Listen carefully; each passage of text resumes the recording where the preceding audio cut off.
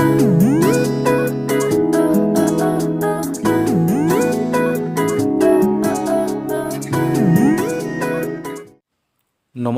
ছাত্ৰ ছাত্ৰীসকল, আমি আজি শিকিম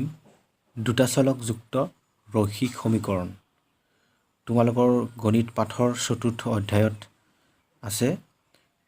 আৰু ইয়াতে মই পাৰ্ট 1ত শিকাম। মই তোমালোকক য'ত পৰৱৰ্তী চেষ্টা কৰিম, যিমানখিনি পাৰোঁ দিবলৈ চেষ্টা কৰিম। গতিকে তোমালোকৰ সহায় সহযোগিতা পালে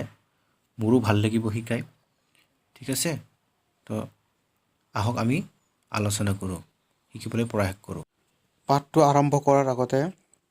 মই তোমালোকক মনত পেলাই দিছোঁ পূৰ্ব জ্ঞানৰ জৰিয়তে ৰৈখিক সমীকৰণৰ বিষয়ে এটা ধাৰণা তোমালোকে পাইছা। আগৰ পাঠত ৰৈখিক সমীকৰণনো কি? ৰৈখিক সমীকৰণত চলকৰ সূচক বা ঘাটি সদায় 1 হয় আৰু উদাহৰণ দিছোঁ মই 5x + 2y = 0। তাত সূচক 1 বা ঘাত 1 হয়। তাত যেনে এটা ছাপ'জ উদাহৰণ 2x² + 2 = 0। তাত x² আছে, xৰ ঘাত কিমান 2 আছে, গতিকে সেইটো ৰৈখিক সমীকৰণ নহয়, সেইটো দ্বিঘাত হ'ব। গতিকে ৰৈখিক সমীকৰণ হ'বলৈ লাগিলে ঘাত সদায় 1 হ'ব লাগিব। তাৰোপৰি দুটা উদাহৰণ দিছোঁ মই 2x + 4 = 0, xৰ ঘাত 1 আছে তাত। ঠিক সেইদৰে 5y - 2 = 1, তাত yৰ ঘাত কি 1, গতিকে সেই তিনিটা আমাৰ ৰৈখিক সমীকৰণ হয়। আৰু তাৰোপৰি 2 নম্বৰ পইণ্টত দেখাইছোঁ মই তোমালোকক এটা চলকযুক্ত সমীকৰণৰ এটা মাত্ৰ চলক থাকে বা একচলকযুক্ত ৰৈখিক সমীকৰণ, যিবিলাক সমীকৰণত মাত্ৰ আমাৰ এটাই চলক থাকে। যেনে উদাহৰণ দিছোঁ মই 2x + 3 = 1। ইয়াত আমাৰ চলক কেইটা আছে? এটাই আছে, সেইটো হ'ল x। গতিকে সেইটো আমাৰ এটা চলকযুক্ত ৰৈখিক সমীকৰণ হ'ব। গতিকে ছাত্ৰ ছাত্ৰীসকল কথাখিনি মন দিবা আৰু কথাখিনি লিখি ৰাখিবা পইণ্টকেইটা। ঠিক আছে। দুটা চলকযুক্ত ৰৈখিক সমীকৰণ। দুটা চলকযুক্ত ৰৈখিক সমীকৰণৰ বিষয়ে মই তোমালোকক এটা চমু বিৱৰণ দাঙি ধৰিছোঁ। যিবোৰ সমীকৰণৰ দুটা চলক থাকে সেইবোৰেই দুটা চলকযুক্ত ৰৈখিক সমীকৰণ। মানে ইয়াতে দুটা চলক থাকিব দুটা চলকযুক্ত ৰৈখিক সমীকৰণত। তলৰ উদাহৰণ যেনে 2x + 3y = 0, 5x - y = 2। ইয়াতে চলক আমাৰ কেইটা আছে? দুটা আছে। সেই চলক দুটা কি হ'ল? x আৰু y। আগৰ কি আছিলে? আমি একচলকযুক্ত ৰৈখিক সমীকৰণত এটা চলক থাকে বা x অকল xয়ে থাকিছিলে বা y অকল y আছিলে। আকৌ তলত উল্লেখ কৰিছোঁ দুটা চলকযুক্ত ৰৈখিক সমীকৰণৰ আৰ্হিটো হ'ল ax + by + c = 0। যিকোনো দুটা চলকযুক্ত ৰৈখিক সমীকৰণ আমাৰ এই আৰ্হিটোতে লিখা হয়। এই আৰ্হিটো ax + by + c = 0। গতিকে ছাত্ৰ ছাত্ৰীসকল মন দিবা, য'ত x আৰু y দুটা চলক, a b c যিকোনো বাস্তৱ সংখ্যা, তাতে যিটো আমাৰ আৰ্হি দিয়া আছে ax + by + c = 0, তাতে a b c আমাৰ যিকোনো বাস্তৱ সংখ্যা। বাস্তৱ সংখ্যাৰ বিষয়ে তোমালোকে আগৰ পাঠত পাইছাই, ক্লাছ 5, 6, 7 এইবিলাকত পঢ়ি আহিছাই বাস্তৱ সংখ্যাৰ বিষয়ে। বাস্তৱ সংখ্যাৰ বিষয়ে নক'লে হ'ব 1, 2, 3 আৰম্ভ কৰি যিখিনি স্বাভাৱিক সংখ্যাও হ'ব পাৰে, পূৰ্ণ সংখ্যাও হ'ব পাৰে, সকলো সংখ্যা লগ লাগি যিখিনি সংখ্যা সেইবিলাকে বাস্তৱ সংখ্যা আছিল। সেইটো বিষয়ে তোমালোকে জনাই। গতিকে দুটা চলকযুক্ত ৰৈখিক সমীকৰণৰ বিষয়ে ক'বলৈ গ'লে এইটোৱেই, এই যিটো আৰ্হিটো মনত ৰাখিব লাগিব। সেই আৰ্হিতে আমি দুটা চলকযুক্ত ৰৈখিক সমীকৰণ এটা গঠন কৰিম বা লিখিম। ঠিক আছে। গতিকে কথাখিনি লিখি ৰাখিবা, তেতিয়াহে আমাৰ আগৰ পাঠখিনি কৰাত, আগৰ প্ৰব্লেমবিলাক কৰাত আমাৰ সুবিধা হ'ব। ঠিক আছে, আৰু তোমালোকৰ বুজি পোৱাত সুবিধা হ'ব। আমি পোনে পোনে অনুশীলনীলৈ আহিলোঁ। অনুশীলনী 4.1ত আমি কিছুমান প্ৰব্লেম সমাধান কৰিম দুটা চলকযুক্ত ৰৈখিক সমীকৰণৰ জৰিয়তে। প্ৰথম প্ৰশ্ন আমাৰ দিয়া আছে, এখন টকা বহীৰ দাম এটা কলমৰ দামৰ দুগুণ। এই উক্তিটো প্ৰকাশ হোৱাকৈ দুটা চলকযুক্ত এটা ৰৈখিক সমীকৰণ গঠন কৰা। ব্ৰেকেটৰ ভিতৰত দিয়া আছে, ইয়াত এখন টকা বহীৰ দাম x টকা আৰু এটা কলমৰ দাম y টকা বুলি লোৱা। চ' আমি সমাধান কৰিম এতিয়া প্ৰশ্নটো। সো প্ৰথমে আমি প্ৰশ্নটো ভালদৰে চাব লাগিব এখন টকা বহীৰ দাম এটা কলমৰ দামৰ দুগুণ মানে ইয়াতেতো আমাক দিয়াই আছে এখন টকা বহীৰ দাম x টকা আৰু কলমৰ দাম y টকা গতিকে আমি কি লিখিব পাৰোঁ টকা বহীখনৰ দাম x টকা আৰু এটা কলমৰ দাম y টকা আমি সেইটো লিখি ললোঁ প্ৰথমতে তাৰ চৰ্তটো কি দিয়া আছে টকা বহীখনৰ দাম কলমৰ দামৰ দুগুণ কলমৰ দামটো কি হ'ব 2y হ'ব গতিকে x টকা বহীখনৰ দাম কি হ'ব x = twice y আমি তেনেদৰে লিখিব পাৰোঁ চৰ্তমতে x = twice y মানে টকা বহীখনৰ দামটো কলমৰ দামৰ 2 গুণ সো 2টো আমি কলমৰ দামৰ লগত পূৰণ কৰি দিলোঁ সেইকাৰণে আমি twice y পালোঁ x = twice y সো আমি কি কৰিলোঁ এতিয়া নেক্সট লাইনত x - twice y টো x ৰ ফালে লৈ আনিলোঁ গতিকে twice y টো প্লাছ আছিল গতিকে সমান চিহ্নৰ এইফালে লৈ আনিলে কি হ'ব যেহেতু twice y টো প্লাছ হয় এইফালে নিলে আমাৰ মাইনাছ হ'ব গতিকে x - twice y = 0 গতিকে আমি এইটো এটা সমীকৰণ পালোঁ গতিকে এই নিৰ্ণয় সমীকৰণটোই হ'ব x - twice y = 0 এইটো এটা আমি সমীকৰণ পালোঁ আৰু এই সমীকৰণটো দুটা চলকযুক্ত ৰৈখিক সমীকৰণ কাৰণ তাত য'ত চলক x আৰু y চলক দুটা কি তাতে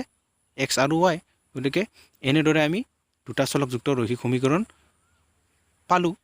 উপৰোক্ত আমি যিটো প্ৰশ্ন দি আছে সেইটো আমি সমাধান কৰিলোঁ এনেদৰে আমি প্ৰব্লেমবিলাক সমাধান কৰিব লাগিব ঠিক আছে 2 নম্বৰ কুৱেশ্যনলৈ আহিছোঁ তলৰ ৰৈখিক সমীকৰণবিলাক ax + by + c = 0 আৰ্হিত প্ৰকাশ কৰা আৰু প্ৰতি ক্ষেত্ৰতে a b আৰু c ৰ মান উল্লেখ কৰা আমি যিটো দুটা চলকযুক্ত ৰৈখিক সমীকৰণৰ আৰ্হিটো জানো ax + by + c = আৰ্হিত তলৰ যিখিনি আমাৰ সমীকৰণ দিয়া আছে 8টাকৈ সমীকৰণ দিয়া আছে সেই সমীকৰণকেইটা আমি ax + by + c আৰ্হিত c = 0 আৰ্হিত আমি প্ৰকাশ কৰিব লাগে প্লাছ লগতে কি কৰিব লাগিব আমি তাৰ পৰা a b আৰু c ৰ মান প্ৰকাশ কৰিব লাগিব মান উলিয়াব লাগিব গতিকে আমি এতিয়া গোটেইকেইটা যি 8টা আছে 2ৰ 8টা কুৱেশ্যন আছে সেইকেইটা আমি সমাধান কৰিবলৈ চেষ্টা কৰিম এতিয়া আমি 1 নম্বৰ কুৱেশ্যনটো সমাধান কৰিম সমীকৰণটো দিয়া আছে 2x + 3y = 9.35 বাৰ নেক্সট পালোঁ আমি this implies 2x + 3y - 9.35 বাৰ = 0 তোমালোকৰ হয়তো এটা প্ৰশ্ন উদয় হ'ব পাৰে -9.35 বাৰ কেনেকৈ হ'ল সেইটো তোমালোকে জানাই সমান চিহ্নৰ সেইফালৰ সংখ্যাটো যদি আমি ৰাইট সাইডৰ সংখ্যাটো যদি আমি লেফট সাইডে আনো কি হয় প্লাছ থকাবিলাক মাইনাছ হয় আৰু মাইনাছ থকাবিলাক প্লাছ হয় গতিকে 9.35 বাৰটো পজিটিভ আছিল গতিকে লেফট সাইডে লৈ আনাৰ লগে লগে কি হ'ল আমাৰ -9.35 বাৰ হৈ গ'ল সো গতিকে আমি সমীকৰণটো পালোঁ 2x + 3y - 9.35 বাৰ = 0 এতিয়া এই সমীকৰণটো আমি আৰ্হিত প্ৰকাশ কৰিব লাগে সেই আৰ্হিটো হ'ল আমাৰ ax + by + c = 0 আৰ্হিত প্ৰকাশ কৰিলে আমি পাম যিটো দুটা চলকযুক্ত ৰৈখিক সমীকৰণৰ আৰ্হি অলৰেডি সমীকৰণটোত আমি দেখা পাইছোঁ দুটা চলক আছে তাত x আৰু y গতিকে লিখিলে কি হ'ব 2x + 3y +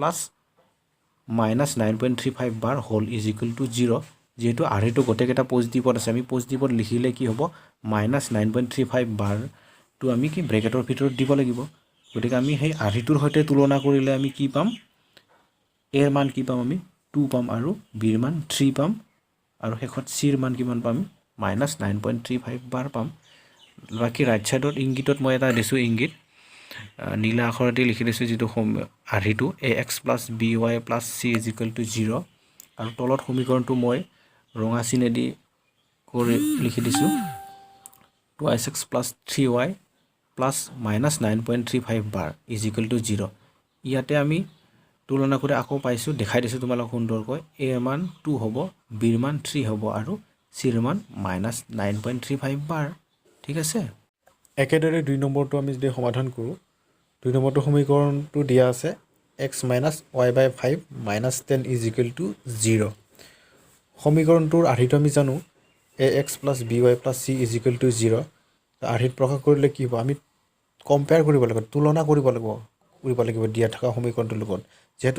যিটো আৰ্হিটো গোটেইকেইটা পজিটিভ আমি সমীকৰণটো গোটেইখিনি পজিটিভত লিখিলে কি হ'ব 1x + ব্ৰেকেটৰ ভিতৰত -1/5 হোল y + -10 হ'ল ইজিকেল টু 0 গতিকে আমি যদি তুলনা কৰোঁ এৰ মান কি পাম আমি 1 পাম বিৰ মান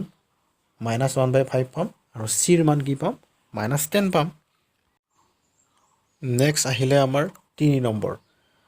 নম্বৰ সমীকৰণটো দিয়া আছে -2x + 3y = 6 এই যিটো সমীকৰণ আমি প্ৰথমতে বনাই ল'ব লাগিব চ' সজাই লোৱাৰ কাৰণে আমি কি কৰিব লাগিব মাইনাছ দুয়ো পক্ষত আমি কি কৰি দিলোঁ মাইনাছেৰে পূৰণ কৰি দিলোঁ দিয়াত কি পালোঁ আমি -2x টো কি হৈ যাব +2x হৈ যাব আৰু যিটো +3y আছিল সেইটো মাইনাছ হৈ যাব আৰু চাইডে মই -6 হৈ যাব এটা ইংগিত দেখাই দিছোঁ আমি নতুন সমীকৰণটো কি পালোঁ নম্বৰ সমীকৰণ দেখাই দিছোঁ 2x - 3y ওপৰত লিখি লৈছোঁ 6 = 0 6 + 6 কেনেকৈ হ'ল 6 টো সমান চিহ্নৰ সেইফালে আছিলে মই -6 হৈ আছিল চ' -6 টো এইফালে লৈ নিলে কি হ'ব লেফ্ট সাইডে লৈ নিলে কি হ'ব আমাৰ -9.35 হৈ যাব গতিকে আমি এনেকৈ সমীকৰণটো আমি কি পালোঁ 2x - 3y মান কি পালোঁ আমি +6 কি পালোঁ আৰু 0 চিৰ মান কি পালোঁ কি কৰিব লাগে মাইনাছ সেই যিটো 9.35 দিব লাগে আৰ্হিটো কি গোটেইকেইটা পজিটিভ হৈ আছে গতিকে আমি তথাপি আৰ্হিটো লিখি লৈছোঁ ax + by + c = 0 আৰ্হিত লিখিলে আমি পাওঁ 1 নম্বৰ সমীকৰণৰ পৰা পাওঁ আমি 2x + -3 whole y + 6 = 0 পাম য'ত আমি যদি তুলনা কৰোঁ কি পাম এৰ মান 2 পাম বিৰ মান -3 পাম আৰু চিৰ মান কি পাম আমি 6 পাম আমি পোনে 6 নম্বৰ কুৱেশ্যনলৈ আহিছোঁ ইয়াতে সমীকৰণ এটা আমাক দিয়া আছে বনাই থোৱা 3x + 2 = 0 এই সমীকৰণটো আমি ax + by + c = 0 আৰ্হিত প্ৰকাশ কৰিব লাগে চ' সমীকৰণটো মই আকৌ লিখি লৈছোঁ 3x + 2 = 0 আমি ইয়াতে চাম যিটো আৰ্হি দি আছে আৰ্হিৰ আমাৰ মাজৰ পদটো নাই অৰ্থাৎ y থকা পদটো নাই গতিকে আমি কি কৰিব লাগিব বনাই ল'ব লাগিব আমি কেনেকৈ বনাই ল'লোঁ 3x + 0y + 2 = 0 গতিকে আমি যদি আৰ্হিটোৰ সৈতে তুলনা কৰোঁ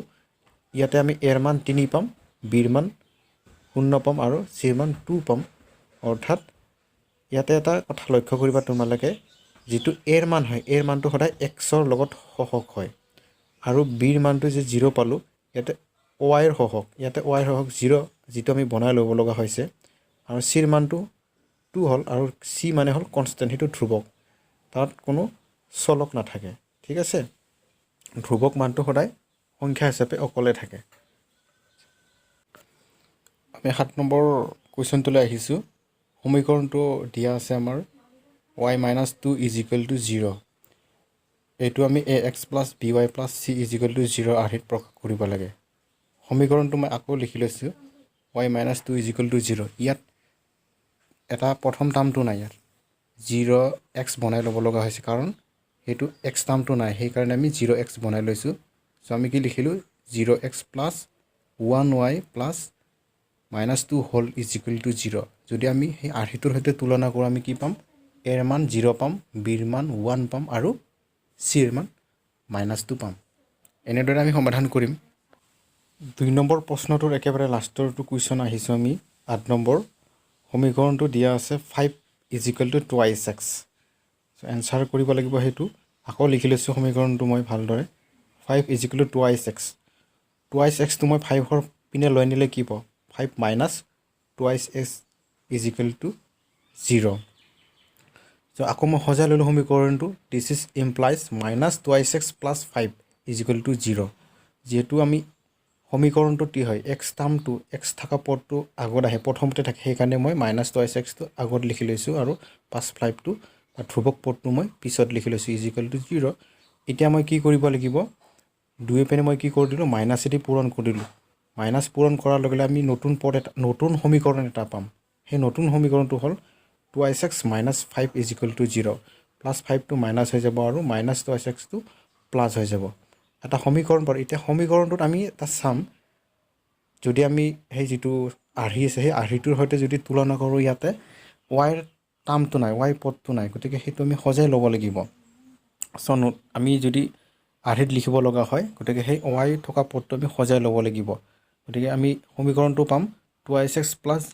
0y + -5 whole = 0 -5টো লিখি ল'ব লগা হ'ল কাৰণ আৰ্হিটো গোটেইকেইটা পজিটিভত আছে ঠিক আছে অলপমান বুজিবলৈ চেষ্টা কৰিলে সোনকালে বুজি পাবা আমি যদি এতিয়া তুলনা কৰোঁ আৰ্হিটোৰ সৈতে এৰ মান কি পাম 2 পাম, বিৰ মান 0 পাম আৰু চিৰ মান -5 পাম। গতিকে অনুশীলনীটো ইমানতে শেষ হৈছে। কিবা প্ৰশ্ন থাকিলে কমেণ্টত জনাবা, তাৰ প্ৰত্যুত্তৰ দিবলৈ মই চেষ্টা কৰিম। Thank U.